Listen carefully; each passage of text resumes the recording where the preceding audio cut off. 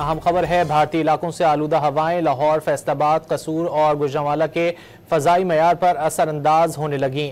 फ़ज़ा में स्मॉग और बारीक ज़र्रात के जमा होने से आलूदगी की शिद्दत में इजाफा हो गया। लाहौर का एयर क्वालिटी इंडेक्स आज 330 से 370 के दरमियान रहने का इम्कान है।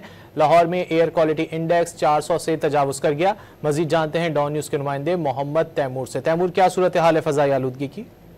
जी बिल्कुल, लाहौर में फ़िज़ाई आलूदगी और स्मोक की सूरत हाल जो है वो खासी बिगड़ती हुई जो है वो महसूस हो रही है और दिखाई दे रही है, क्योंकि मशरकी सिंध से जो हवाएं चल रही हैं भारत की जानिब या दीगर मशरकी इलाकों से, तो उसकी वजह से जो लाहौर है और उसके गिरदोनवा में दीगर जो पंजाब के शहर हैं जिसमें गुजरांवाला है, फैसलाबाद है, कसूर है, वो भी इससे जो है मुतासिर हो रहे हैं। अगर लाहौर और दीगर इलाकों की बात की जाए तो यहाँ पे खसूसन जो महकमा माहौलियात की जानिब से बताया गया कि 330 से 370 के दरमियान औसतन जो AQI है वो रहेगा, जबकि लाहौर का AQI जो है वो 400 से भी बढ़ने का इम्कान है।